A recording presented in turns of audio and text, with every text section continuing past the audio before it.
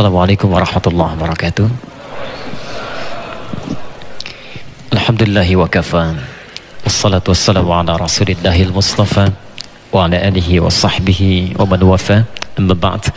Fa ya ibadallah, usi nafsi wa iyyakum bi taqwallahi faqad fazal muttaqun.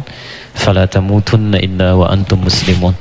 Faqala ta'ala ya ayyuhalladzina amanu taqullaha haqqa tuqatih wa la tamutunna illa wa antum muslimun.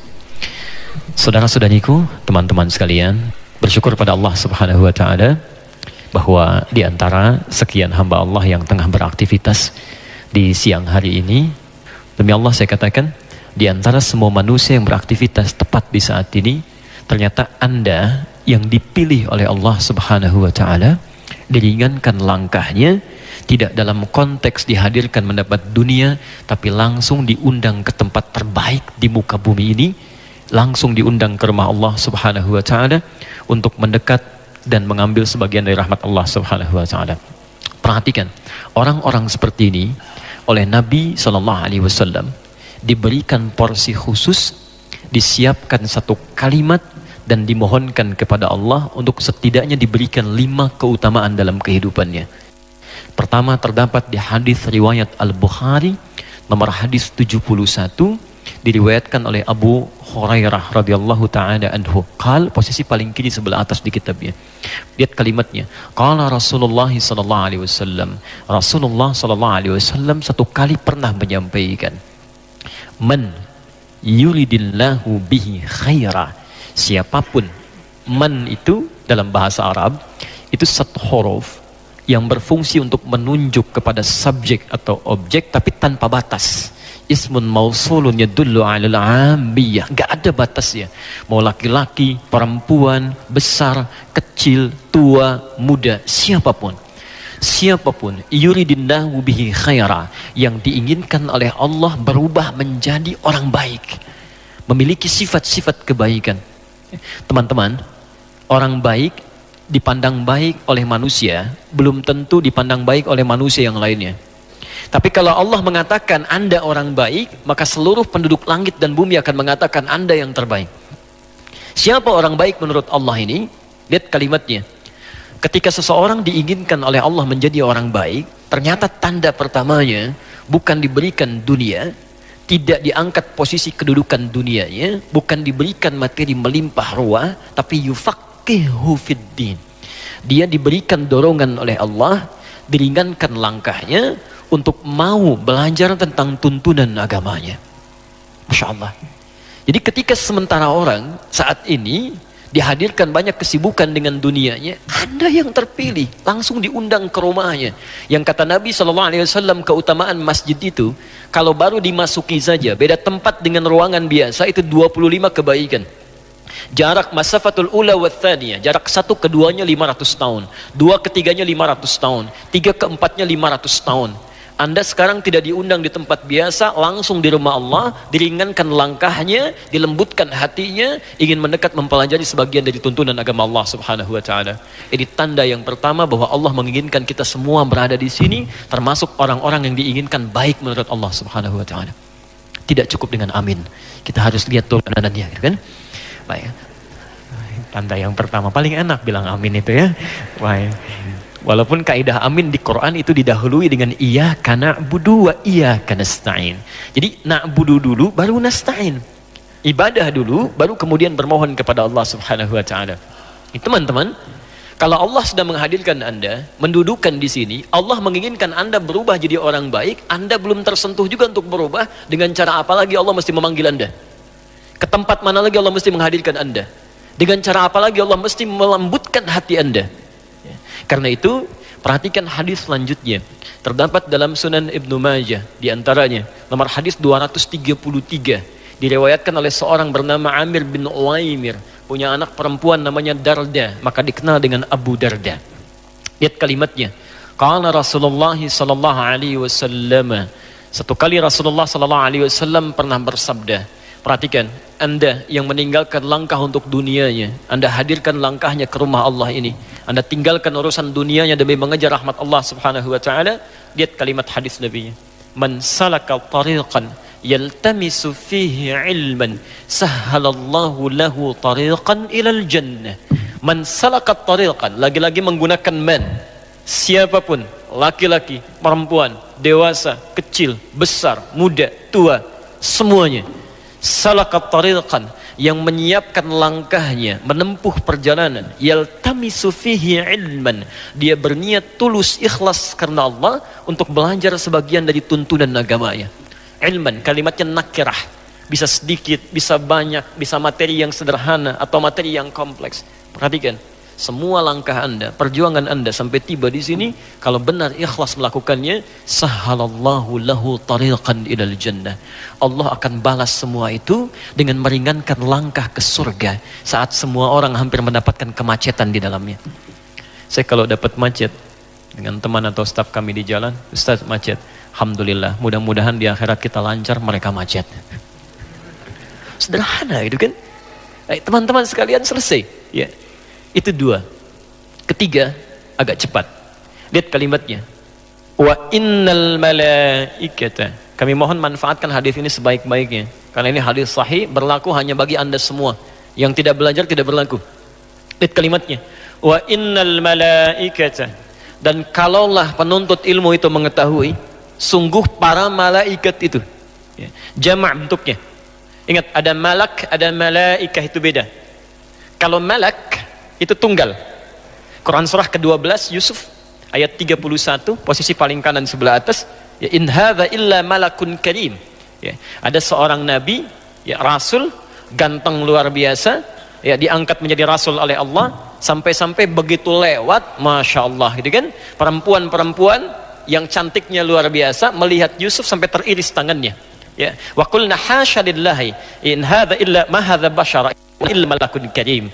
Masya Allah, kata mereka, ini sih bukan manusia, ini malaikat yang menjelma dalam wujud manusia. Yusuf disebut dengan malak, bentuk tunggal. Ya. Ganteng-ganteng nabi, rasul. Ya. Orang sekarang ganteng-ganteng serigala gitu kan, agak beda. Baik. Tapi yang paling menarik, ini nabi, rasul, ganteng dan membangun hubungan dekat dengan Allah Subhanahu wa taala.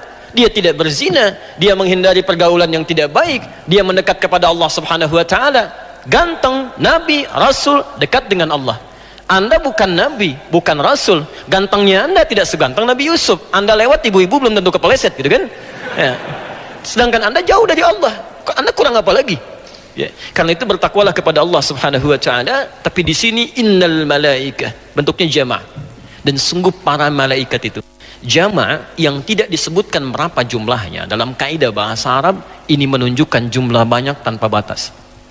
Jadi Nabi menyampaikan, kalau penuntut ilmu itu mengetahui banyak malaikat yang tidak diduga berapa jumlahnya, la tadau ajnihataha ridan li talibil ilmi. Mereka membentangkan sayapnya sejak orang-orang ini berangkat dari tempat dia tinggal, hadir di majlis ilmu sampai pulang kembali, memohonkan ridha kepada Allah Subhanahu wa taala untuk orang-orang itu. Dan ridhanya malaikat setidaknya memiliki dua makna.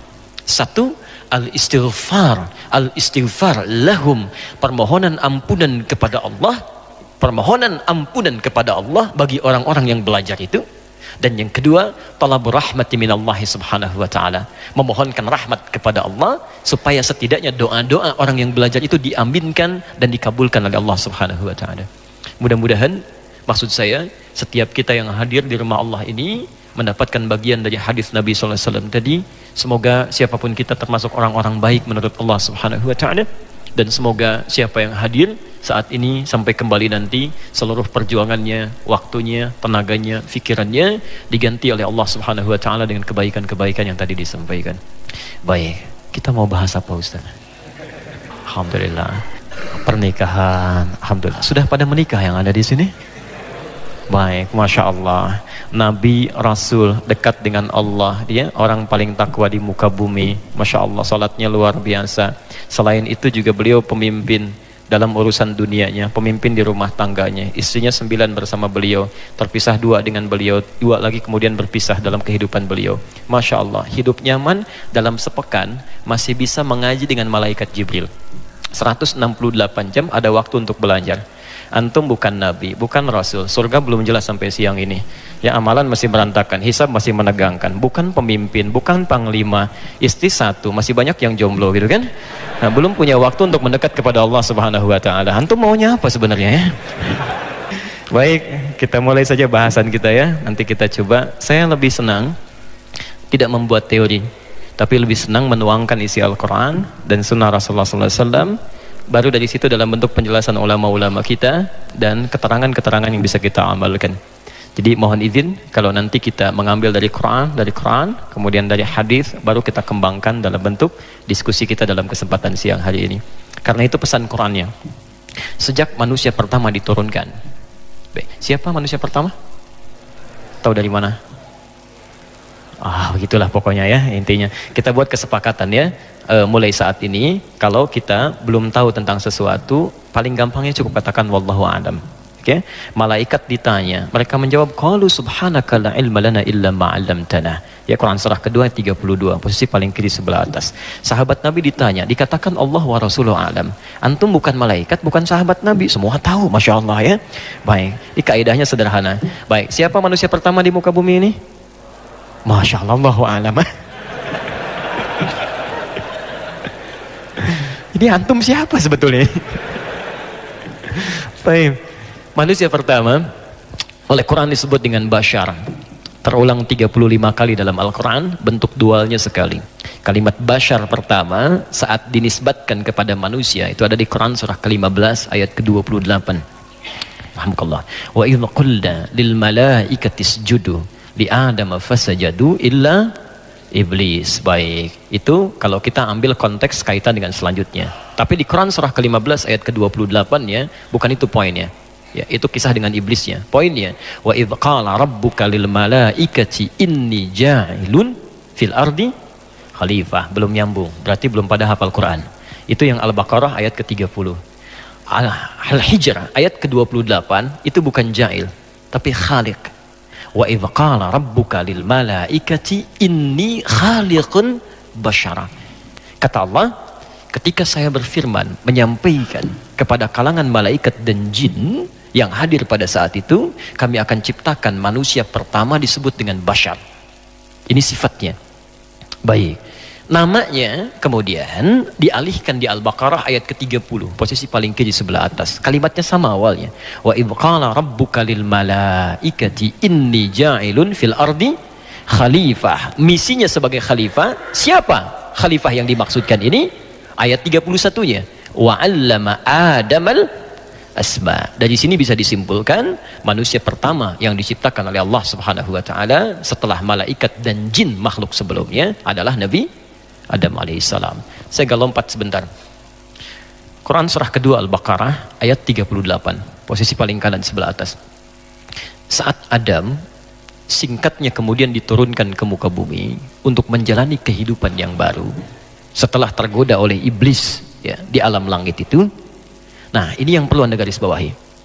Allah memberikan pesan. Setiap Anda jalani kehidupan di muka bumi, kami akan berikan petunjuk, kata Allah. Ikuti petunjuk ini, kami jamin hidup Anda akan selalu tenang dan tidak akan pernah larut dalam kesedihan. Lihat kalimatnya. Qulna bitu minha jami'an. Mulai sekarang kami firmankan, turun semuanya ke muka bumi. Fa imma ya'tiyannakum minni huda. Saat Anda beraktivitas di muka bumi, kami akan sertakan petunjuk kami, disebut dengan huda. Faman tabi'a hudaya, dan siapa yang mengikuti petunjuk kehidupan dari kami ini, fala khaufun 'alaihim walahum yahzanun. Kami jamin selama hidupnya dia tidak akan pernah merasa gelisah, please, tidak akan pernah larut dalam kesedihan. Jadi kalau Anda ikuti petunjuk kehidupan ini, demi Allah, Allah langsung sampaikan, gak ada orang yang akan galau dan tidak akan ada yang sedih dalam hidupnya. Akan enak saja. Petunjuk kehidupan. Bahkan ada orang-orang yang saking lekatnya dengan petunjuk Allah ini, ya, Quran surah kedua Al-Baqarah ayat kelima, ulaika ala hudamir rabbihim. Teman-teman perhatikan. Ini apa? Oh, jangan katakan wallahu alam ya. Ini botol haramain isinya air. Baik. Sekarang perhatikan, botol ini ada di atas apa? Meja. Ada jarak tidak? Ada. Kalau ada benda di atas, kemudian ada jarak di bawahnya dengan benda bawahnya, itu disebut fauqa namanya. fauqa, ada jaraknya. Tapi kalau menempel seperti ini, tidak ada jaraknya, maka disebut dengan ala namanya. Ala. Perhatikan, ada orang-orang yang selalu lekat nempel dengan petunjuk Allah Subhanahu wa taala. Ulaika bukan fauqa, ala hudan. Jadi dia bangun tidur, ingat petunjuk Allah. Dia mau melihat, dia gunakan petunjuk Allah dengan penglihatannya. Dia mau duduk, ingat dengan Allah. Dia mau makan, ingat dengan Allah. Orang-orang yang selalu lekat dengan petunjuk Allah itu dijamin. Lihat ujung ayatnya, wa ulaika humul muflihun. Kami pastikan orang-orang itu pasti bahagia dalam kehidupannya. Ada orang-orang yang di rumah tangganya ingat dengan Allah, pekerjaannya ingat dengan Allah, bahkan dari berdirinya, duduknya sampai tidurnya tidak ada yang diingat kecuali Allah Subhanahu wa taala. Berita baik ya, sejak Nabi Adam diturunkan, diberikan petunjuk. Disebut apa tadi petunjuknya? Hudan. Teman-teman, ternyata semua generasi setelah Adam, saat diutus nabi-nabi setelahnya, itu semua nabi dari Nabi Adam sampai nabi yang terakhir, itu semuanya oleh Allah bersamaan diturunkan dengan petunjuk kehidupan bagi umatnya. Dan namanya semua sama, Hudan. Siapa nabi terakhir? Nabi Muhammad sallallahu alaihi wasallam. Awas hati-hati ya. Saya audiensi terakhir dengan MUI di Jawa Barat. Itu sekarang lagi marak nabi di Jawa Barat. Hampir tiap bulan Pak ada nabi baru. Bu, hampir tiap bulan. Sekarang nabi barunya lagi di Karawang ini ya, sebagian ya. Dulu saya lihat di catatan Bakor Pakam Kementerian Agama. Ada nabi, saya kira itu yang terakhir. Perbatasan Jawa dengan Sunda, Cirebon ke sana. Ya, bikin ajarannya Jasun namanya, Jawa Sunda. Nabinya Tugimin. Saya kira selesai gitu kan. Ternyata pindah ke beberapa tempat yang baik. Lihat, nabi terakhir Nabi Muhammad sallallahu alaihi wasallam. Dari mulai Nabi Adam sampai Nabi Muhammad, ternyata semua nabi dan rasul ketika diutus oleh Allah membimbing umatnya, itu semuanya membawa hudan. Silakan Anda urutkan ya. Saya beri contoh. Muhammad bin Abdullah bin Abdul Muttalib bin Hashim bin Abdul Manaf bin Qusay bin Murrah bin Kilab bin Ka'ab bin Ghalib bin Fihir bin Malik bin Nadar bin Kinana bin Khuzaimah bin Mudrikah bin Ilyas alaihi salam bin Nizar bin Mudar bin Ma'ad bin Adnan bin Addi bin Adri bin Muqawwam bin Nahur bin Tarih bin Ya'rub bin Yasjub bin Nabit bin Ismail alaihi salam bin Ibrahim alaihi salam bin Adhar atau bin Nahur bin Abir bin Kinan bin Arfakhshad bin Sam bin Nuh alaihi salam bin Mihlail Matushala bin Kinan bin Anwas bin Thith bin Adam alaihi salam, sampai ke Nabi Muhammad yang terakhir. Turun firman Allah Subhanahu wa taala di Quran surah kedua Al-Baqarah ayat 185, posisi paling kiri di pertengahan. Lihat kalimatnya, Syahru Ramadan alladzi unzila fihil Quran. Setelah itu hudal linnas, khusus untuk nabi terakhir, rasul terakhir, umat terakhir, kami turunkan petunjuk spesial yang semua kebutuhan hidup dan solusinya ada di situ, Pak.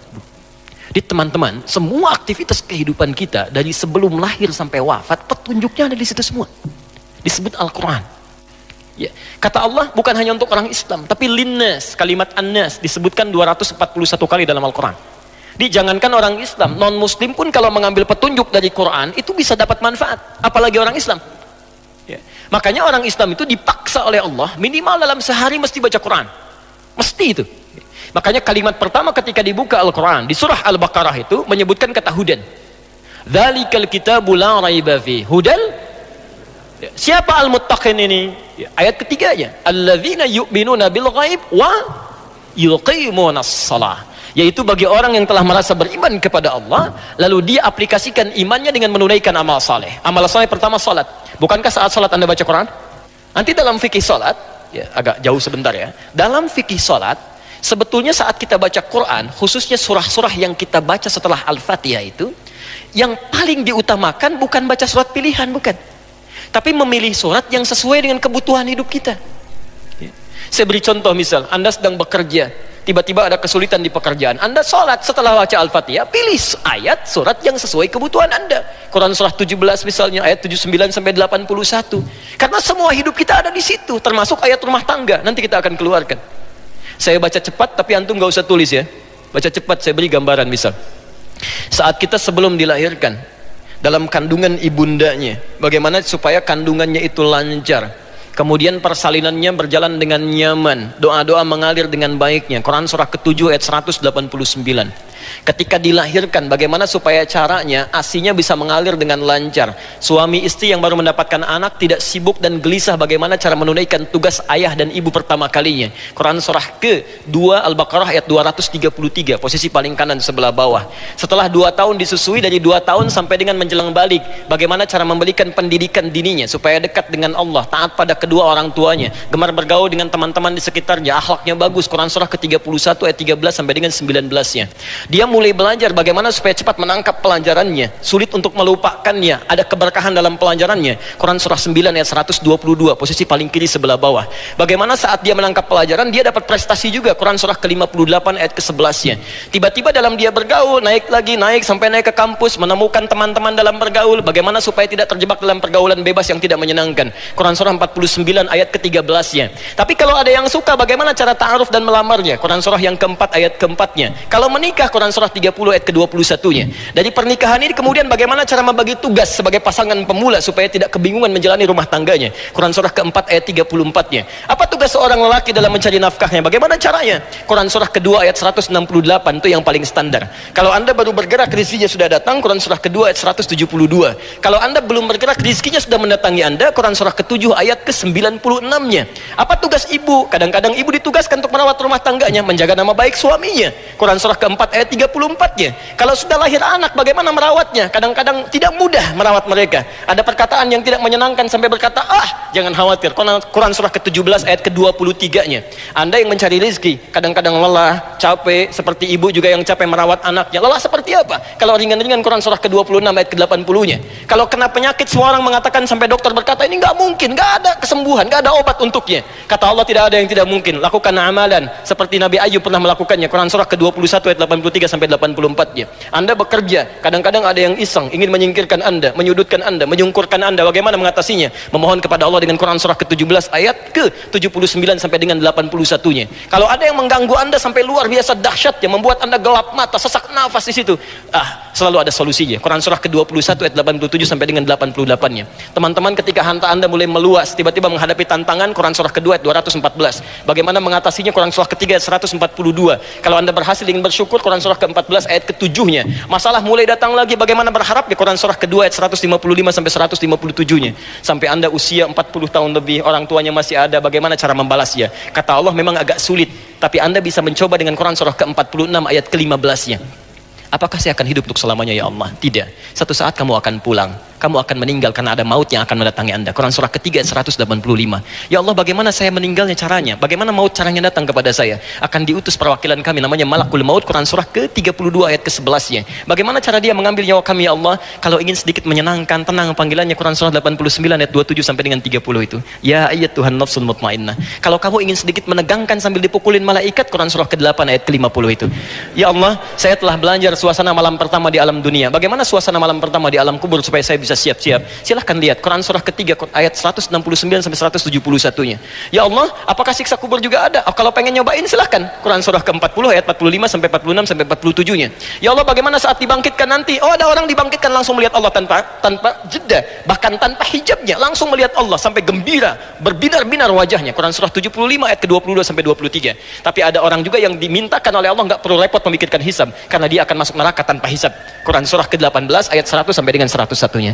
Ya Allah, kira-kira di surga seperti apa nikmatnya? Nggak perlu, itu nggak perlu. Jangan sampai dibayangkan karena tidak bisa dilihat, tidak bisa didengar, tidak terlukiskan. Tapi kalau kamu ingin mendengar informasi dari kami, ada surga yang paling indah bersama Rasulullah. Ikuti sunnahnya. Quran surah ketiga ayat 31. Tingkat surga kedua yang semuanya diberikan oleh Allah di taman surga. Quran surah ke-51 ayat 15 sampai ayat 23-nya. Ada surga yang tingkat ketiga, luasnya seluas langit dan bumi. Anda mau aktivitas jungkir balik silahkan, nggak akan sampai ke ujungnya. Quran surah ketiga ayat 133 sampai 134. Bahkan ada surga kelas ekonomi yang saking indahnya nggak pernah dilihat oleh mata, terdengar oleh telinga, bahkan tidak terbayangkan dalam benak kita, dan keindahannya tak terlukiskan. Quran surah kedua ayat ke-25 itu semuanya ada. Yang tidak ada, teman-teman sekalian, kita jarang baca isinya. Jadi setiap sholat dari subuh sampai isya yang dibaca itu lagi Anas lagi tuh. Dan dikabulkan oleh Allah. Pantas mimpinya ketemu jin terus gitu kan. Masya Allah. Minal jinnati wan nas. Jadi dari sini, kalau petunjuk itu kita keluarkan, itu mudah Pak, Bu. Hidup tuh enak gitu. Makanya ayatnya diakhiri oleh Allah, yuridullahu bikumul yusra. Allah menginginkan hidup Anda itu mudah. Wala yuridu bikumul usra. Kami nggak ingin hidup Anda susah. Jadi kalau ada orang yang susah hidup, ya di rumah susah, di kantor susah, yang salah bukan Allah. Yang salah manusia nggak baca petunjuknya. Karena itulah kemudian dalam konteks materi kita insya Allah akan coba keluarkan panduan-panduan dari Al-Quran. Seperti apa petunjuk nabinya, yang dengan itu mudah-mudahan materi ini bisa memudahkan kehidupan setidaknya dari rumah tangga kita sesuai tema yang kita bahas. Baik, kita mulai petunjuknya yang kami terima, bagaimana tuntunan Al-Quran dan Sunnah ya, tentang bimbingan pasca pernikahan. Bismillahirrahmanirrahim. Kita mulai dengan Quran surah ke-30 ayat 21. Teman-teman sekalian, bagi seseorang yang sudah menyiapkan diri untuk membangun bahtera kehidupan yang baru dengan jalinan akad pernikahan, maka pesan pertama yang Al-Quran sering tanamkan, bahkan menjadi fitrah bagi calon pasangan untuk mencantumkannya bahkan dalam surat undangan. Seringkali dikutip Quran surah ke-30 ayat 21. Yang paling aneh begini, biasanya orang yang mengundang itu akan lebih tahu isi undangan dibandingkan yang diundang. Ada keanehan nih, ada orang-orang mengundang dalam proses pernikahan, menuliskan ayat Quran, mencantumkan di surat undangan, yang ngundang gak pernah baca ayat yang dicantumkan. Sehingga ini yang menjadikan miss pertama kali ketika akad diucapkan, roh ayatnya tidak sampai pada dirinya. Seharusnya sebelum akad itu dilakukan, kalimat ini mesti tertanam dalam jiwanya dulu, supaya visi rumah tangganya ketika akad mulai dilakukan sudah tertanam jiwa Quran di dalamnya. Maka perhatikan bagaimana Allah mengingatkan seorang pasutri itu, pasangan suami istri ya, yang telah menjalani akad, bagaimana bakal Quran mesti dibawa. Wa min ayatihi. Satu, saya ulang. Wa min ayatihi. Bisa dibantu teman-teman? Ada yang bawa mushaf tidak? Ada yang bawa mushaf? Baik, izin coba dibaca terjemahannya. Ya? Ayat 21. Wa min ayatihi. Diterjemahkan apa di situ? Dan diantara tanda-tanda kebesarannya. Baik, fokus sekarang ya. Dalam bahasa Arab, tanda itu setidaknya memiliki dua istilah. Paling minimal. Satu, namanya alam. Sering diberikan kata sifat dengan ta' marbutah. Alamah. Diserap ke dalam bahasa Indonesia menjadi alamat. Kalau sudah dimaksudkan dengan kata alamat, itu artinya tanda yang mendekatkan kita pada tujuan. Di mana alamat gedung sate, dengan mengetahui alamatnya, semakin dekat Anda ke tujuan. Jelas di sini? Baik. Sekarang, kalimat kedua disebut dengan ayat. Jamaknya ayat. Saya ulang. Kalimat kedua disebut dengan ayah. Ya. Hamzah, wasal, a, ya, kemudian tak marbutah. Jamaknya disebut dengan ayat. Anda baca di kamus manapun, kalau benar ya tataran bahasanya, ayat itu tidak pernah disebutkan dalam bahasa Arab kecuali tanda yang mendekatkan seorang hamba dengan Allah Subhanahu wa taala. Saya ulang, tidak disebutkan kata ayat dalam bahasa Arab kecuali satu tanda yang mendekatkan makhluk kepada Khalik. Jadi kalau disebutkan ayat, berarti dengan tanda itu kita menjadi lebih dekat dengan Allah Subhanahu wa taala. Karena itu isi Quran disebut dengan ayat. Al-Baqarah berapa ayat? Ali Imran berapa ayat? An-Nisa berapa ayat? Kenapa isi Quran disebut dengan ayat? Karena setiap Anda baca Quran, keadaan Anda menjadi lebih dekat dengan Allah Subhanahu wa taala. Jadi salah kalau ada orang Islam baca Quran kemudian dirinya tidak lebih dekat dengan Allah, ada yang keliru dalam bacaannya. Ya karena Allah sendiri sudah mengatakan di Quran surah ke-8 itu kan, dimulai dari ayat yang keduanya sampai ketiganya. Innamal mu'minuna alladzina idza dzukirallahu wajilat qulubuhum wa idza tuliyat 'alaihim ayati zadatuhum imana. Ya. Ya, orang beriman itu kalau disebutkan nama Allah saja ada getaran di jiwanya. Apalagi kalau dibacakan ayat-ayatnya bertambah keimanannya. Jadi kalau ada di antara kita baca Quran kemudian tidak menjadikan hubungan dirinya dengan Allah menjadi lebih dekat, ada yang keliru dengan cara bacanya. Nah, sekarang ayat rumah tangga ketika telah terjalin ikatan akad itu oleh Quran dibuka dengan kalimat ayat dan bentuknya dijamakkan. Wa min ayati. Seakan-akan melukiskan pesan bahwa maaf, pernikahan itu tidak diperkenankan oleh Allah Subhanahu wa taala kecuali salah satunya menjadi wasilah untuk dua insan ini untuk menjadi semakin lebih dekat dengan Allah Subhanahu wa taala. Jadi kalau saat ini ada orang sudah berumah tangga, maaf, belasan tahun, puluhan tahun, tidak menjadi lebih dekat dengan Allah Subhanahu wa taala, ada yang salah dalam rumah tangganya. Ada yang keliru. Kalau sebelum menikah rajin ke masjid, setelah menikah jadi putus ke masjid, ada yang keliru dalam rumah tangganya.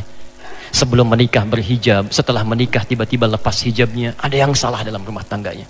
Karena mustahil disatukan dua orang ini oleh Allah kecuali hanya untuk membangun kedekatan dirinya dengan Allah Subhanahu wa taala. Kalau sudah dekat dengan Allah, yang lain-lainnya mengikuti. Ya, hati-hati, nanti kita turunkan tuh ya. Nanti kita turunkan setelah sampai bahasan pembagian tugas suami istri. Jadi prinsip pertamanya, ketika Anda sudah mengucapkan saya terima nikahnya, ketika perempuan sudah menerima pinangannya, itu keduanya mesti menyusun rencana bagaimana kegiatan masa depan rumah tangganya menjadikan semua aktivitas yang lebih dekat dengan Allah Subhanahu wa taala. Ya. Saya beri contoh ayat turunannya. Quran surah keempat ayat 34. Posisi paling kiri sebelah atas di mushaf. Agak pelan-pelan. Sudah? Baik, sekarang perhatikan. Setelah keduanya mengikrarkan diri, mencoba membangun kegiatan supaya lebih mendekatkan diri dengan Allah Subhanahu wa taala, fungsi seorang pria sebelum menikah dengan setelah menikah diubah statusnya oleh Allah. Saya ulang, diubah statusnya oleh Allah Subhanahu wa taala. Pelan-pelan. Sebelum menikah disebut dengan syab oleh Nabi. Jamaknya syabab. Ya ma'syarasy syabab, gitu kan?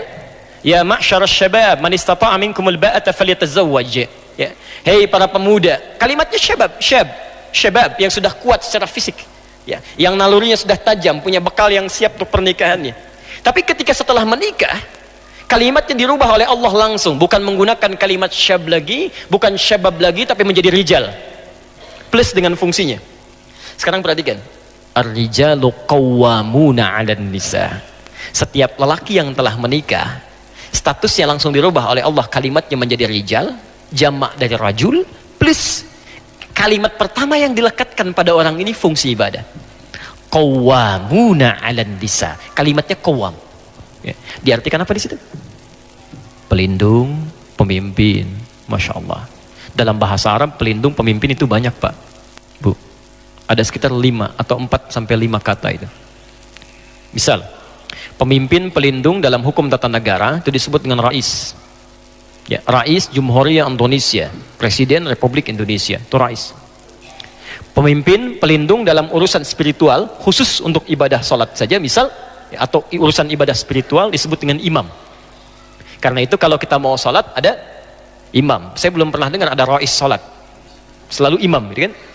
Misal pemimpin pelindung yang dekat, kemudian mengayomi, kadang bisa menjadi teman dialog yang meliputi, itu disebut dengan wali.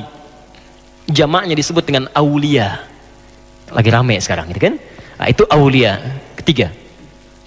Tapi kalau Anda ingin menghadirkan pemimpin, pelindung, pengayom dalam konteks yang lebih terbatas, tapi mengandung nilai-nilai ibadah di dalamnya, maka kalimatnya dirubah menjadi qaim, jamaknya qawwam.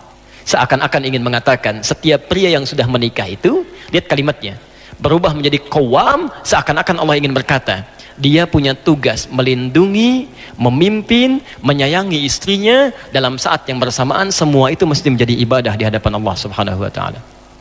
Qawwam. Ya. Jadi ketika Anda mengatakan siap menerima, ya, siap, ya Allah saya terima nikahnya, seketika fungsi kalimat ini berlaku bagi kita para pria. Ibu tenang Bu ya, kita bagi yang suami-suami dulu ya, para pria dulu. Langsung berlaku kalimat qawwam di sini, dan pemimpin pertama bukan pemimpin dalam urusan rumah tangganya, pemimpin dalam urusan ibadahnya.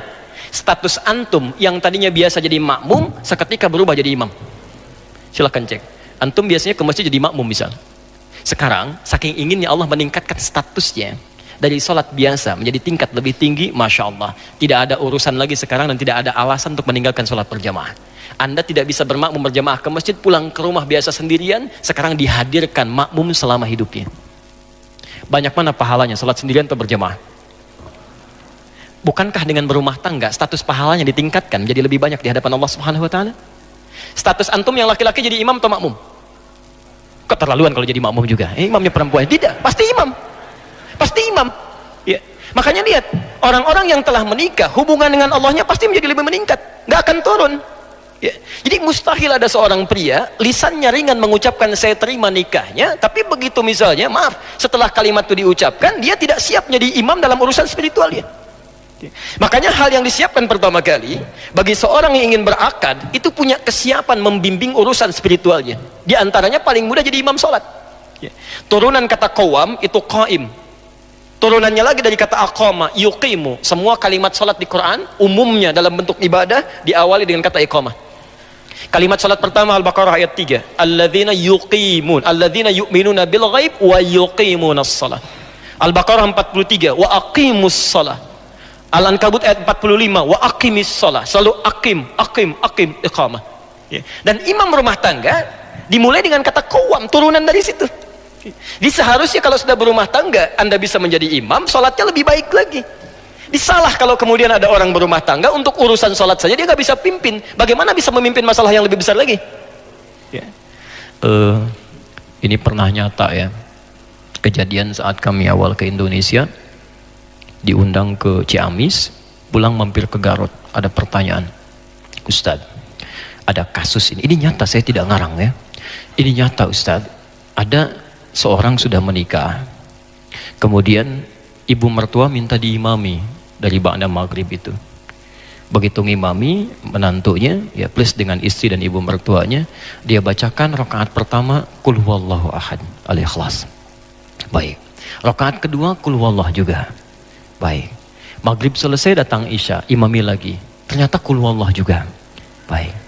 Oleh ibunya dikatakan, "Nak, subuh nanti tolong imami lagi ya." Nggak apa-apa kalau rakaat pertama qul huwallah, tapi yang kedua cari yang lainnya. Fikir ibunya ada waktu semalam untuk cari referensi surat yang lainnya. Begitu subuh, ini nyata.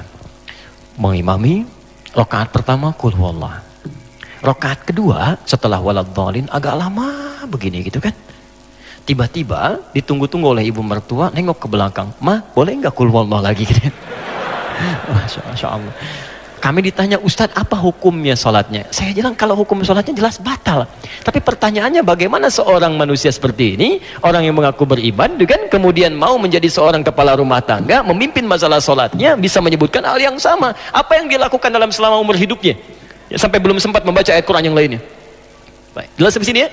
Ini urusan yang pertama, karena itu teman-teman, pesan Quran yang pertama, begitu kalimat rumah tangga sudah dibangun, bangun kedekatan dengan Allah Subhanahu wa taala, pertama kali khususnya urusan salat. Ini bagian pertama. Silakan Anda cek hadis-hadis Nabi sallallahu alaihi wasallam. Ya, saya beri referensi Al-Bukhari misalnya. Dari nomor hadis 2008 sampai nomor hadis 2010, sampai 2012 ya, posisi paling kanan sebelah bawah. Anda tidak akan temukan Nabi sallallahu alaihi wasallam bahkan dalam salat malam dia kecuali senantiasa mengingatkan keluarganya. Silakan cek. Ya, bahkan bukan cuma istrinya, ya, menantunya Ali bin Abi Thalib diingatkan oleh beliau, Fatimah putrinya diingatkan oleh beliau.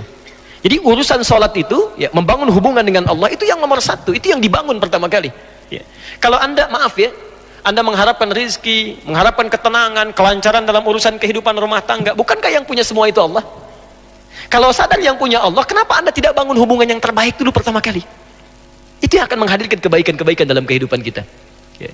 Karena itu orang-orang yang membangun hubungan baik dengan Allah di awal mula pernikahannya, maka saat dia menjalankan fungsi turunannya dalam kehidupan dunia, itu semuanya yang berlaku hukum Allah, bukan hukum manusia lagi. Saya beri contoh. Apa tugas pertama kali seorang suami setelah dia menikah? Jangan-jangan belasan tahun tidak tahu tugasnya ini, halo? Mencari nafkah, Masya Allah. Baik. Teman-teman, sekarang lihat fokus ya. Saya turunkan ayatnya, Anda boleh catat. Sekarang kita berlakukan hukum Allahnya. Quran surah keempat, ayat 34. Quran surah kedua, ayat 168. Quran surah kedua, ayat 172. Quran surah ke-7, ayat 96. Quran surah ke-51, ayat 22. Ayat 22. Terakhir, Quran surah kedua ayat 29. Ayat 29. Sekarang perhatikan. Pelan-pelan. Tugas seorang suami selain bisa menjadi pimpinan spiritual dalam rumah tangganya, oleh Allah diberikan tugas langsung, perangkat langsung untuk bisa mencari nafkah. Karena itu kalimatnya langsung di Quran disandingkan dengan tugas pertama. Lihat kalimatnya, ya. Ar-rijalu qawwamuna 'alan nisa bima faddalallahu ba'dahum 'ala ba'din wa bima anfaqu min amwalihim. Dan kami berikan tugas para pria, dipersiapkan keadaan dirinya untuk bisa mudah mencari nafkah. Jadi maaf Bu ya, para pria itu memang keadaan dirinya sudah didesain oleh Allah untuk mudah mencari nafkah. Di tugas mencari nafkah kata Allah, sini bagi tugas. Untuk mencari nafkah itu urusan laki-laki. Demi Allah saya katakan Pak ya, untuk teman-teman yang ada di sini, demi Allah sekali lagi saya katakan, sepanjang Anda mau bergerak saja, itu keadaan diri kita sudah dipersiapkan untuk mendapatkan nafkah. Anda mau bergerak saja, Allah dekatkan. Saya ulang, Anda mau bergerak saja, Allah dekatkan. Dan hebatnya, seorang suami itu kalau mau bergerak, Allah turunkan rizki seluruh yang ada di keluarganya, bukan 1-2 orang. Jadi kalau di rumahnya misalnya ada suami, ada istrinya, ada 3 orang anak, begitu ini keluar berniat mencari nafkah, yang Allah turunkan langsung rizki 5 orang yang ada di rumahnya. Bukan orang per orang. Jadi kalau tugas ini ditukar misalnya, dibebankan kepada istrinya, diminta mencari nafkah, pertama, tidak akan Allah turunkan rezeki ini kecuali untuk orang yang bersangkutan saja. Sehingga seringkali perempuan yang ditugaskan mencari nafkah akan menghadirkan banyak persoalan ketika kembali pada keluarganya. Nanti bedakan antara bekerja karir dengan mencari nafkah, itu berbeda. Ya. Saya teruskan dulu, pelan-pelan.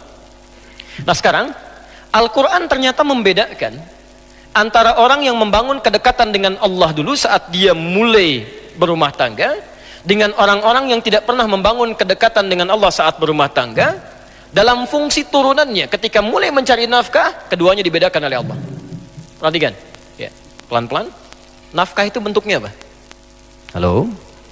Ya, Masya Allah, ini yang cari nafkah cari apa sebetulnya? Rizki ya? Baik, cari rizki. Rizki ada di mana? Allahu a'lam. Saya agak bingung ini sebenarnya. Baik, kita jawab pakai Quran ya. Kita jawab pakai Quran. Baik. Quran surah ke-51 ayat ke-22. Wa fis samaa'i rizqukum wa ma tu'adun. Di langit rezeki kalian kata Allah telah ditetapkan dan dijanjikan pasti diberikan. Saya ulang, tolong pahami teori ini ya supaya tidak bingung nanti mencari rezeki. Ya. Anda walaupun namanya rezeki, nggak tahu teori ini tetap susah juga. Ya. Lihat kalimatnya. Kata Allah, wa fis samai, dan di langit itu rizqukum, setiap Anda telah ditetapkan rezekinya. Wa ma tu'adun, dan dijanjikan pasti diberikan. Jadi demi Allah saya katakan, tidak ada manusia yang hidup tidak diberikan rezeki oleh Allah. Pasti ada rezekinya. Saya ulang, pasti ada rezekinya. Ya. Turunkan. Bagaimana cara kita mendapatkan apa yang dijanjikan itu? Sekarang rezekinya ada di mana? Di langit. Kita hidup di mana? Di bumi. Ya Allah, rizkinya di langit, sedangkan kami di bumi. Bagaimana cara mendapatkannya? Diturunkan kemudian Quran surah kedua Al-Baqarah ayat ke-29, posisi paling kanan sebelah bawah. Lihat kalimatnya. Huwallazi khalaqalakum ma fil ardi jami'an. Ya. Rizkinya di langit, kita tinggalnya di bumi. Kata Allah, kami ciptakan, kami jadikan semua yang ada di bumi ini, kami turunkan dari langit ke bumi. Ya, semua yang ada di bumi ini kalian bisa manfaatkan. Ya. Masya Allah, Anda ingin cari makanan, ambil dari bumi silakan. Ingin bikin sesuatu, ambil emasnya, ambil tambangnya, olah, manfaatkan dalam kehidupan kita. Rizkinya ada di langit, diturunkan ke bumi, bisa kemudian kita nikmati. Baik, sekarang perhatikan, saya ulang lagi. Rizki di mana? Di langit. Kita tinggal di mana sekarang? Berada di mana? Baik. Lihat. Ini langit kan luas, bumi kan luas. Kita adanya di sini. Mungkin barangkali Anda orang Bandung, tapi rizki Anda diturunkan oleh Allah di Jakarta. Gak mungkin cuma Anda tunggu-tunggu di Bandung. Pasti diberikan. Tapi gak pernah Anda jemput. Mustahil bisa Anda dapat. Saya 2006 ada di Kairo di Mesir. 26 Juni kami berangkat. Di Kairo itu pernah ada 2 mahasiswa mendebatkan tentang ayat ini. Yang satu mengatakan, semua rezeki kita pasti diberikan. Allah sudah janji. Yang satu mengatakan tidak. Mesti ada ikhtiar untuk mendapatkannya. Memang dijanjikan, tapi kita harus ambil. Kata yang satu, hukumnya nggak begitu. Pasti diberikan. Maka yang pertama ingin membuktikan, saya buktikan. Saya akan masuk ke mihrab di dalam masjid. Di situ disebutnya zawiyah, tempat pojokan untuk meningkatkan ibadah. Dia masuk ke dalam salah satu meja seperti ini, kolong meja, bersembunyi di situ Babu. Di masjid itu kadar Allah suka ada muhsinin, donatur memberikan makanan untuk yang intikaf. Hari pertama diberikan karena dia mengunci di dalam meja, dia nggak dapat, yang lain dapat. Hari kedua diberikan, dia nggak dapat, yang lain dapat. Hari ketiga agak sedikit yang i'tikaf diberikan, dia nggak dapat, yang lain dapat. Kata Muhsin ini dia berkata, hal min akhir, ada yang lain nggak? Kata petugasnya, petugas masjid, la mafish, tidak ada. Tapi bantakil jami akhir, saya pindah ke masjid yang lainnya. Karena yang sembunyi ini sudah 3 hari mulai lapar, agak kesulitan, mulai dia kasih kode, gitu ya. Yeah. Wah, di ruangan yang lain. Pengurus masjid kaget dengan suara. Begitu dengar dikejar ke situ, dilihat ternyata ada orang sudah kelaparan luar biasa, minta bantuan makanan. Seketika diambillah 2 box dari makanan itu diberikan kepada orang tadi. Saat diberikan itulah teman yang tadi janjian langsung nyusul, dia katakan, kan saya bilang dari awal, rizki itu mesti ada ikhtiar, dicari walaupun dengan katanya. Ya. Kalau cuma Anda tunggu saja nggak akan dapat gitu. Ya. Makanya teorinya ketika rizki Anda tinggal di Bandung, tapi rizki Anda di Jakarta, maka turunlah kemudian Quran surah kedua Al-Baqarah ayat 168. Posisi paling kanan sebelah bawah. Lihat, ini berlaku umum pertama ya. Ya ayyuhan nas. Hei manusia. Kalau manusia itu orang Islam saja atau umum? Umum. Teman-teman, jadi hukum ini berlaku tidak hanya bagi orang Islam, tapi semua manusia. Ya ayyuhan nas. Kulu mimma fil ardi halalan thayyibah. Silahkan Anda bekerja, beraktivitas, ya, cari untuk mendapatkan kebutuhan Anda, ya, setidaknya bagian makan. Ini kalau dalam bahasa Indonesia disebut sinekdok pas prototo. Disebutkan sebagiannya, dimaksudkan keseluruhan umumnya. Ya, kan kalau Anda ditanya, mau kemana Pak? Mau mencari sesuap nasi. Padahal nggak sesuap kan? Udah cari yang lainnya juga ya. Ini bahasa Arabnya kulu, silakan cari makan. Yang dicari mungkin untuk pakaian juga, untuk rumah juga. Tapi bahasanya kulu, cari. Ya. Jadi rizki itu tidak cukup didiamkan saja. Allah janjikan untuk diberikan, tapi perjanjian ini berkolaborasi dan equal, ya, bersamaan, bersanding dengan apa? Dengan ikhtiar. Jadi kalau rizki ingin diberikan oleh Allah, Anda mesti bergerak. Bergerak aja, rizki diberikan. Tahu cicak? Jangan katakan wallahu a'lam, cicak. Masya Allah. Cicak, tahu cicak? Baik. Bagaimana aktivitasnya? Merayap. Di mana? Dinding. Apa makanannya? Nyamuk bagaimana aktivitasnya? Masya Allah. Pertanyaan pertama, di mana sisi keadilan Allah? Memberikan makan bagi hewan yang tidak bisa terbang, makanannya bisa terbang. Kalau nyamuknya jenius jadi permainan bagi cicak, itu cicak. Coba silahkan cek itu. Tapi perhatikan bagaimana Allah mengatur sistem kehidupan di sini. Ya. Asal cicak mau bergerak saja, rizkinya didatangkan. Orang tua kita cuma membuat lirik yang sangat indah, memberikan pelajaran besar di sana. Lihat kalimatnya, cicak-cicak diam-diam. Masya Allah, yang Allah minta pada cicak cuma merayap, sekalipun diam-diam. Yang penting kamu merayap, mau cepat mau diam-diam, yang penting kamu merayap. Ketika hewan ini mau merayap sekalipun diam-diam, selanjutnya apa? Datang seekor nyamuk. Bukan cicak yang mendatangi nyamuk, nyamuknya yang mendatangi cicak. Siapa yang mendatangkan nyamuk pada cicak? Allah. Kalau cicaknya tidak merayap, mustahil nyamuknya datang. Cuman diam-diam. Selanjutnya apa? Silahkan tuh. Masya Allah. Ya. Jadi yang dituntut oleh Allah itu sederhana. Anda bergerak, Anda dapat. Cicak saja, hewan yang tidak dihisab, hanya sebatas hewan, tidak punya akal, tidak punya sifat takwa, rizkinya ada, apalagi Anda yang dihisab. Jadi kalau Anda bergerak itu pasti dapat. Coba lihat yang di jalan-jalan itu, rizkinya datang sendiri 2000, kan? Masya Allah. Masa Anda di tempat yang enak, pekerjaan nyaman, masih mengeluh juga dengan rizki, Anda maunya apa? Nah, tapi teman-teman, perhatikan, ini hukum umum. Ya Allah, kami kan sholat. Nah, ini baru berlaku di sini.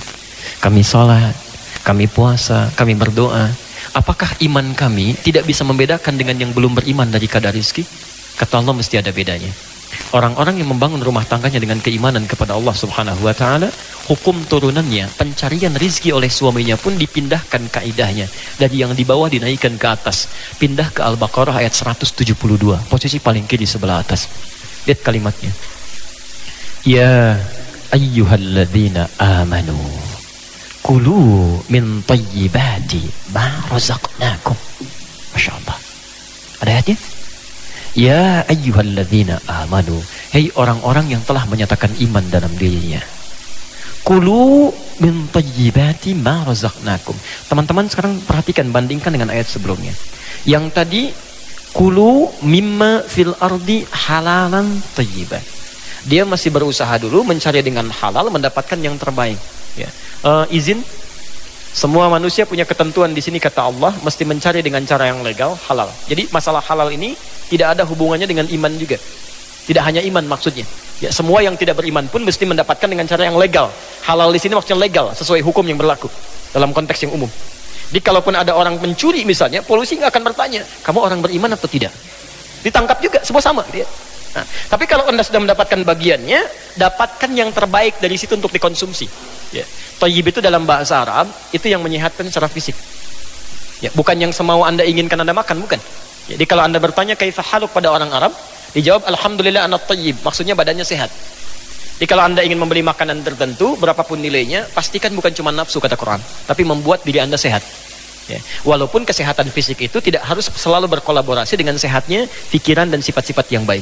Karena itu dibedakan. Ya. Kan ada orang namanya thayyib, 2 kali puasa, 2 kali lebaran nggak pulang-pulang, gitu ya. Itu cuma orang Indonesia. Nah, ketika seseorang membangun hukumnya dengan Allah, yang berlaku bukan yang tadi. Lihat kalimatnya. Kulu min thayyibati. Teman-teman, kalimat halalnya pertama dibuang di sini. Silakan Anda cek. Ketika Allah menyentuh orang beriman untuk mencari rezeki, kalimat halalnya dibuang. Kulu min thayyibati, halalnya dibuang. Kenapa kalimat halal di sini dibuang? Karena orang-orang, kata para ulama, orang-orang yang sudah tersambung imannya kepada Allah Subhanahu wa taala, iman itu akan selalu membimbing dia untuk mengarahkan pada yang halal. Jadi mustahil ada orang beriman, dia bisa mencari sesuatu yang keluar dari aturan Allah, mencari yang haram. Itu aturan pertama. Ya. Jadi kalau ada di antara umat manusia mengaku beriman, kemudian menikah, berumah tangga, masih terfikir mencari yang haram, artinya ada yang salah dalam imannya. Hubungan dia nggak bagus dengan Allah. Kalau dia tidak pernah memikirkan yang haram, menyingkirkan yang dilarang oleh Allah Subhanahu wa taala, maka Masya Allah, lihat kalimatnya. Kata Allah, ma razaqnakum, kami yang siapkan rezeki untuknya, bukan dia yang capek mencarinya. Jadi Anda kalau membangun hubungan rumah tangga dengan visi iman kepada Allah Subhanahu wa taala, kata Allah, Anda tidak perlu lelah mencarinya, gerakan sedikit rezeki datang pada Anda. Itu poinnya. Makanya Allah menjanjikan pada orang yang punya kecukupan yang sederhana saat menikah, kata Allah, kalau ingin kaya kami jadikan kaya dia. Bahasanya bukan cukup, kami jadikan kaya. Ya. Quran surah ke-24 ayat 32. Silahkan cek. Ya. In takunu fuqara yughnikumullah. Jika Anda memang fakir saat pernikahan itu, kalau pengen kaya kami buat kaya. Ya, jadi kalau Anda mencari dengan iman, Masya Allah, kekayaan itu memang relatif. Ya, memang relatif, tapi poinnya Anda mendapatkan kenikmatan yang dijanjikan oleh Allah Subhanahu wa taala. Ya, jelas di sini? Ya. Dan yang paling menarik, lihat kalimatnya. Thayyib itu, ya, selain menunjuk kepada sehat, itu juga menunjuk kepada sesuatu yang banyak manfaatnya. Berkah. Ya, berkah. Ya, saya berikan sedikit sentuhan bahasa. Lihat kalimatnya. Kalau ada seseorang mencari tanpa iman, kemudian dia mendapatkan bagian dari hartanya, tetap yang dia dapatkan itu kalimatnya berbentuk tunggal. Thayyib, halalan, thayyibah. Ya. Thayyib itu tunggal atau jama'? Tunggal. Jama'nya thayyibah. Kalau tunggal itu satu atau banyak? Satu. Perhatikan. Orang-orang yang selalu mencari rizki tanpa iman, sekalipun dia muslim, tapi kurang membangun hubungan kedekatan dengan Allah, maka setiap yang dia dapatkan, sekalipun banyak, tetap akan selalu kelihatan sedikit. Nggak percaya silahkan.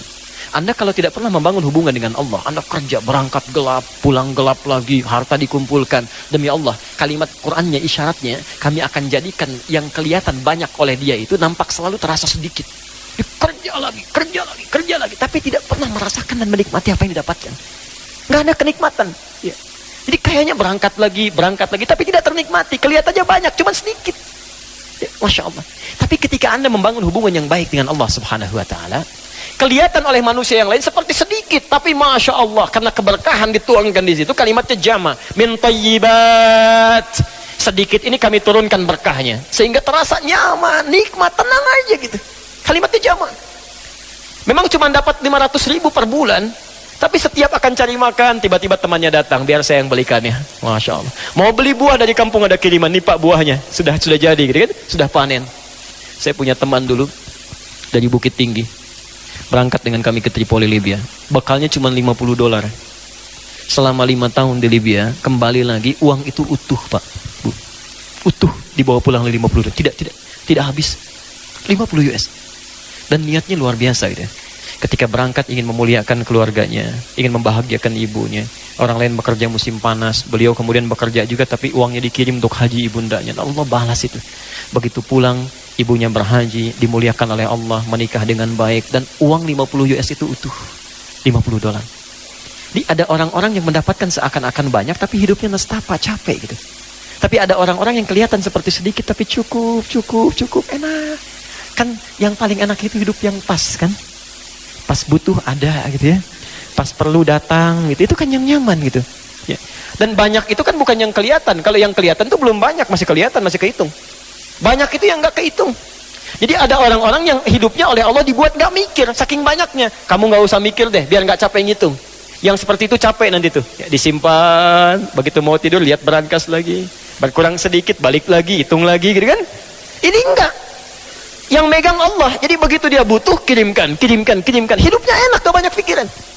Coba pilih mana? 5 miliar dalam sebulan tidak berkah. Atau 500.000 berkah. Dan tidak ada pilihan ketiga. Dan tidak boleh maksa.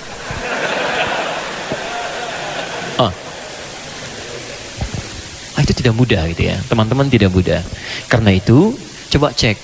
Kalau selama ini Anda berumah tangga, maaf, ya, ada rezeki yang selalu ingin dicari, tapi tidak pernah ada manfaat dari apa yang Anda peroleh itu, berarti ada ketidakberkahan di situ.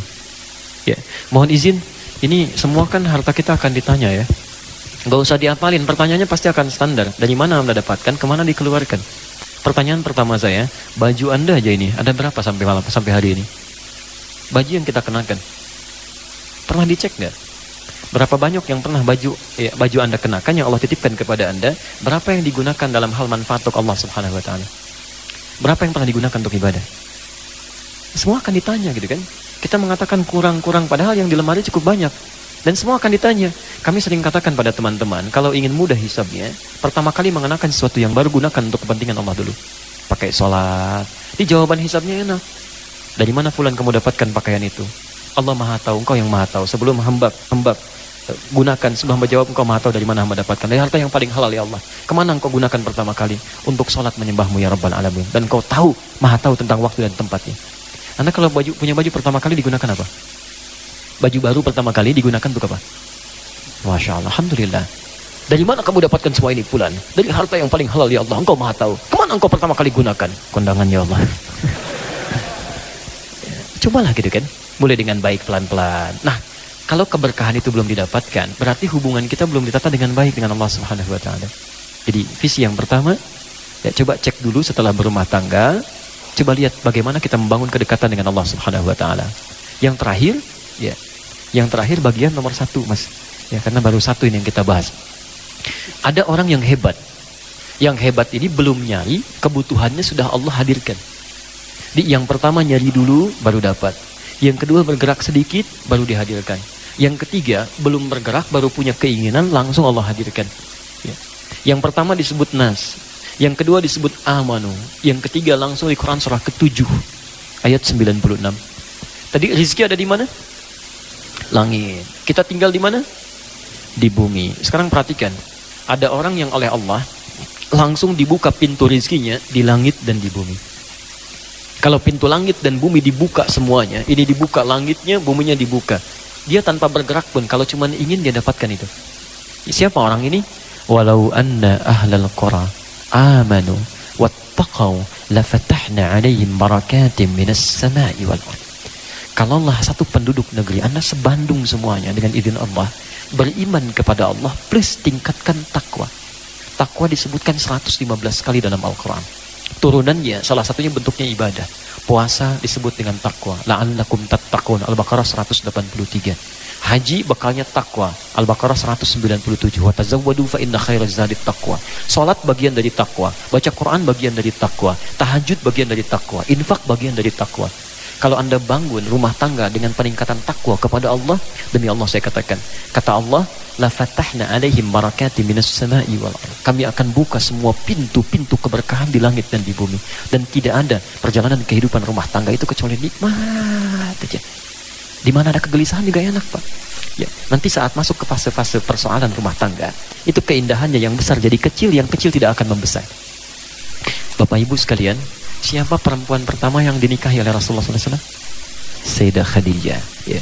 Perhatikan bagaimana Rasulullah membangun hubungan keakraban dengan Sayyidah Khadijah saat menikah. Yang dibangun konsep tadi, kedekatan dengan Allah Subhanahu Wa Taala. Ya. Saya tidak ingin bicara masalah materi karena memang Sayyidah Khadijah itu paling kaya di zamannya, perempuan terkaya pada saat itu. Ya.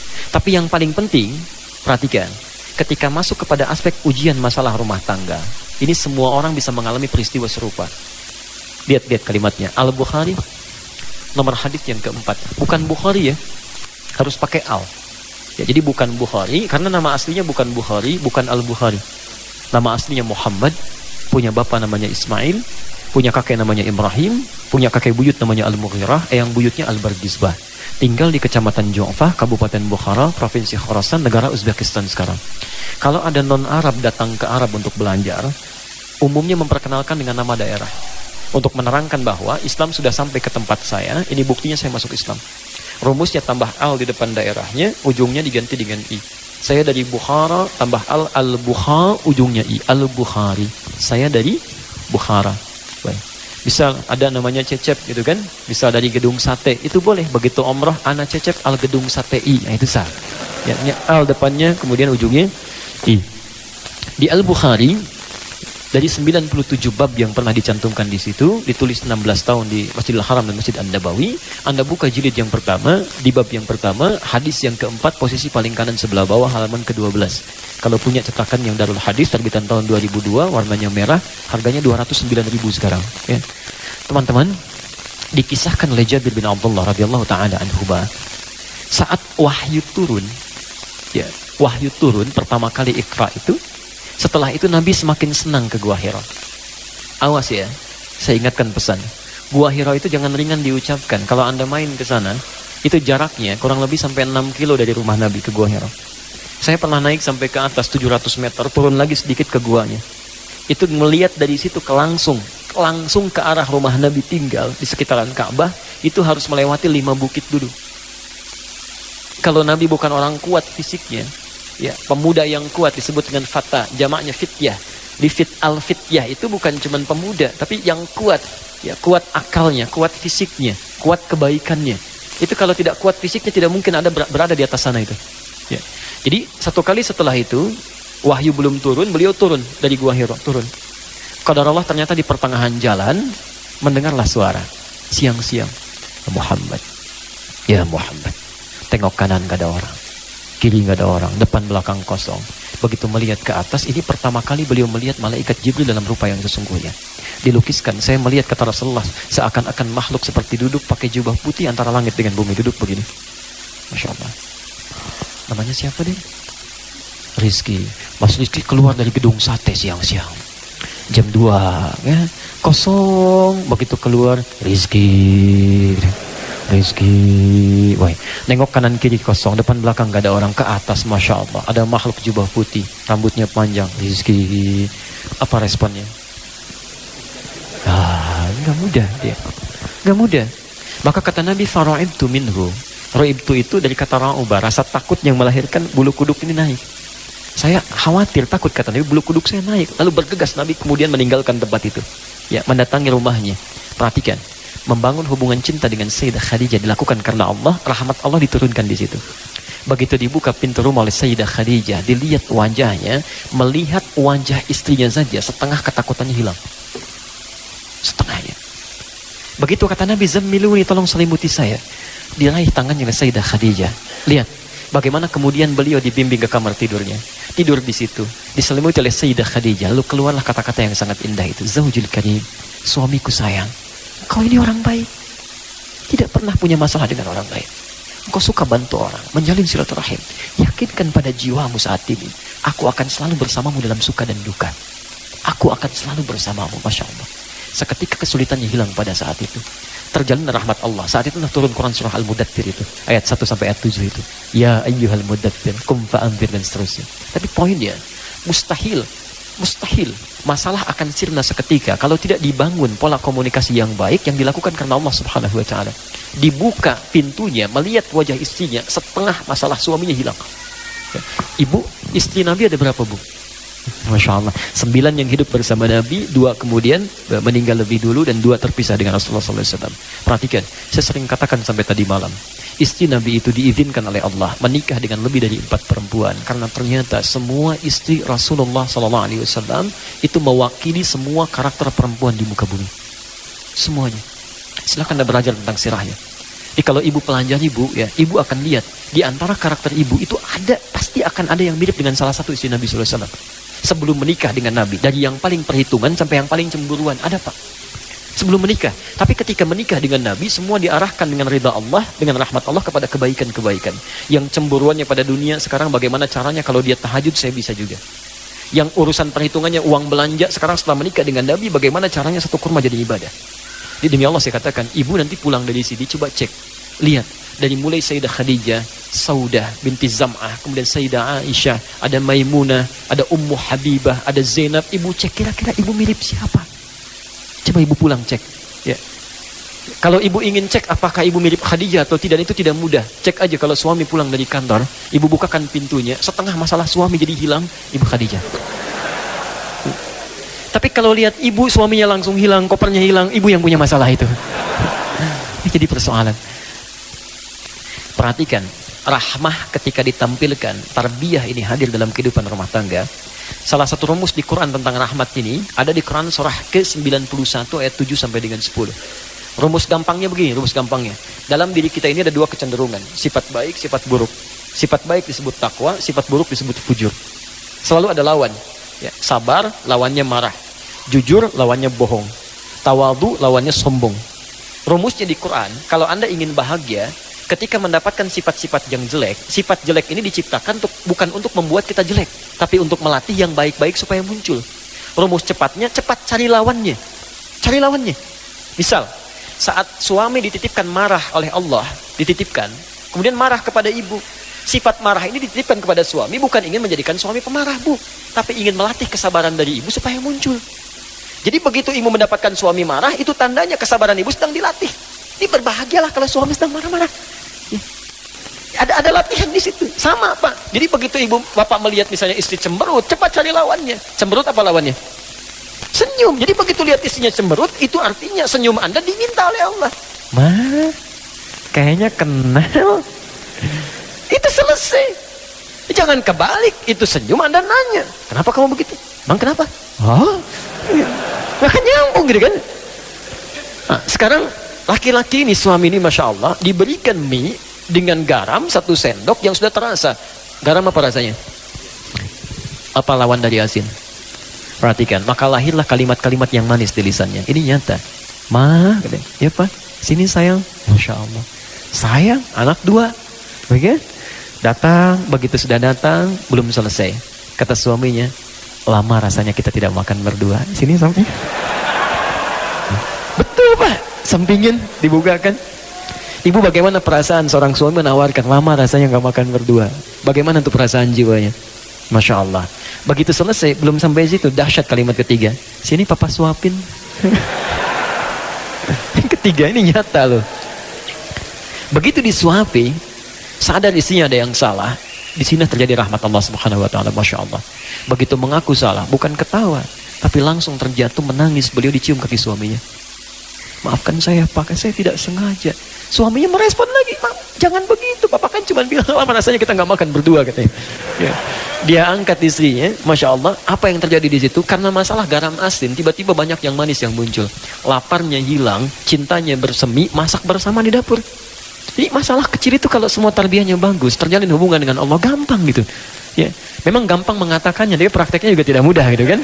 Baik, Ustadz juga sama begitu, sama aja gitu kan. Makanya jarang ada Ustadz ceramah bawa istrinya gitu. Baik ya, tapi insya Allah istri kami menonton ya. Baik, teman-teman, saya kira itu ya yang bisa kami sampaikan. Baik, kalau sudah jelas dan dipahami, saya bacakan ketentuan Qur'annya di surah Al-Maidah ayat 100 sampai 101 itu. Ya ayyuhalladzina amanu la tas'alu an asya'a in tubdalakum tasukum. Hei orang-orang yang masih merasa punya iman dalam jiwanya, jika persoalan sudah jelas disampaikan, dipahami, maka jangan banyak dipertanyakan lagi. Khawatir banyaknya pertanyaan itu menjadikan yang sudah jelas menjadi semakin tidak jelas nantinya. Oke, jelas uraiannya? Tidak ya, cukup ya? Baik. Teman-teman sekalian, itu yang bisa kami sampaikan. Terima kasih atas segala perhatiannya. Kita insya Allah berjumpa dalam kesempatan yang lain. Bila ada benar itu dari Allah dan Rasulnya. Kalau ada kekurangan atau kesalahan dari kami, itu mutlak kesalahan saya, mohon dimaafkan. Dan semoga Allah subhanahu wa ta'ala bisa membimbing kita semua dalam kebaikan. Subhanakallahumma bihamdika asyhadu an la ilaha illa anta astaghfiruka wa atubu ilaik. Wa akhiru da'wana alhamdulillahi rabbil alamin. Wal 'afwu minkum. Assalamualaikum warahmatullahi wabarakatuh.